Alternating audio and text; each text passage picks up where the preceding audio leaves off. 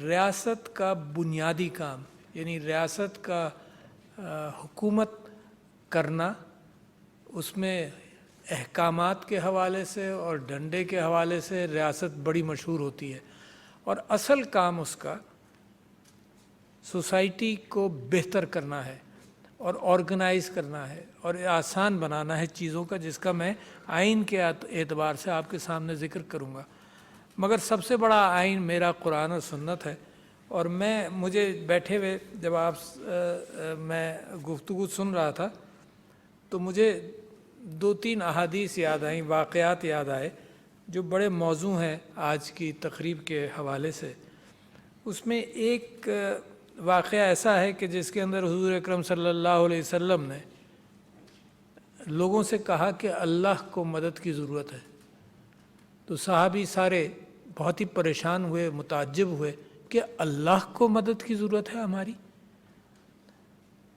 تو حضور اکرم صلی اللہ علیہ وسلم نے کہا ہاں اللہ کو مدد کی ضرورت ہے تمہاری۔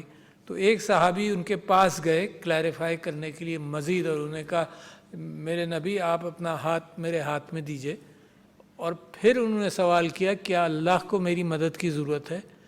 تو صلی اللہ علیہ وسلم نے فرمایا کہ ہاں اللہ کو تمہاری مدد کی ضرورت ہے، اور خیرات کرو اور اللہ واپس بھی کرے گا، ملٹیپلائی بھی کرے گا، تمہیں ثواب بھی دے گا۔ تو انہوں نے کہا کہ میرے پاس ایک باغ ہے، جتنے کئی 100 پیڑوں کا باغ ہے، اسی میں میرا گھر ہے، تو میں وہ اللہ کو دیتا ہوں آج۔ تو گھر گئے، اب دور سے ہی آواز دی اپنی بیوی کو کہ بیگم یہ جگہ، یہ تمہارا گھر، یہ باغ ہم نے اللہ کو خیرات کر دیا، اللہ کو مدد کی ضرورت تھی۔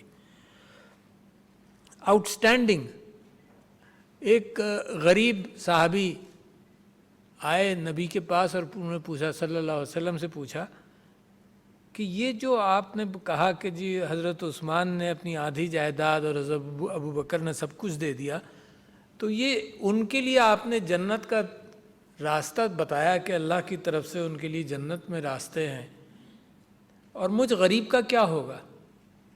کیا میرے لیے جنت کا راستہ نہیں ہے؟ میں کیا کروں گا؟ تو میرے نبی صلی اللہ علیہ وسلم نے کہا کہ کل تم کیا کرتے ہو؟ انہوں نے کہا کہ جی میں روزی کماتا ہوں، مزدور ہوں۔ تو انہوں نے کہا کل تم آؤ میرے پاس اور جو تمہاری کمائی ہے وہ لے کر آؤ۔ وہ دوسرے دن میرے نبی کے پاس پہنچا، جو کمائی اس کی تھی وہ اس نے دی، ان کے ہاتھ میں رکھ دی۔ اس میں سے میرے نبی بہت تھوڑا سا حصہ نکالا اور کہا کہ یہ تم خیرات کرو، تم سے بھی کوئی غریب ہوگا اس کا خیال کرو، اور تمہارے لیے بھی وہی نعمتیں ہیں جو اللہ کی طرف سے میں نے ذکر کیا کہ عمر اور ابو بکر کے لیے تھیں۔ اور میں نے ساری اسلامی تاریخ اس زمانے کی دیکھی، لوگ صبح سے شام تک خیرات کر کے اپنی جیب خالی کر دیتے تھے۔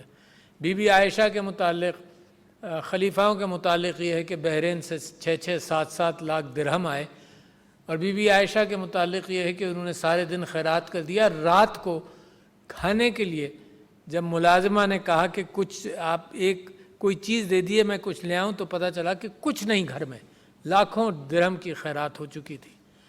تو یہ ایک اسپرٹ آف گیونگ جو ہے، اس کی بڑی اہمیت ہے معاشرے میں۔ تو میرا معاملہ تو وہاں سے شروع ہوتا ہے۔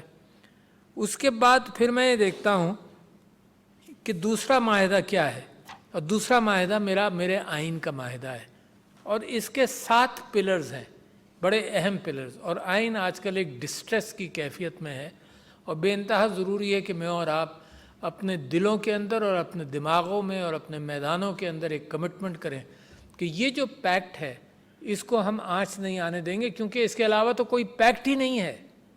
میرا پیکٹ قرآن و سنت کا تو اللہ سبحانہ و تعالیٰ کے ساتھ اور میری آخرت کے ساتھ ہے، میرا ملک کے ساتھ تو کوئی اور پیکٹ ہی نہیں ہے۔ And how can we afford to put that aside every few years؟ تو لہٰذا بہت ضروری، میں آپ سے کہہ رہا تھا کہ 7 پلرز ہیں میرے آئین کے۔ اس میں ایک انصاف، معاشی، سوشل پیکٹ بہت بڑا ہے، اور اس کو بھولیے گا مت۔ سوسائٹیز کے اندر، ملکوں کے اندر معاشرے کی بڑی اہمیت ہے، اور میں پھر آؤں گا کہ آپ کے معاشرے کے اندر بڑی سٹرینتھس ہیں جس کے لیے آئین کی ضرورت نہیں ہے، ہمارے ٹریڈیشنز کی بنیاد بنی ہوئی ہے۔ تو آئین کہتا ہے کہ معاشی سوشل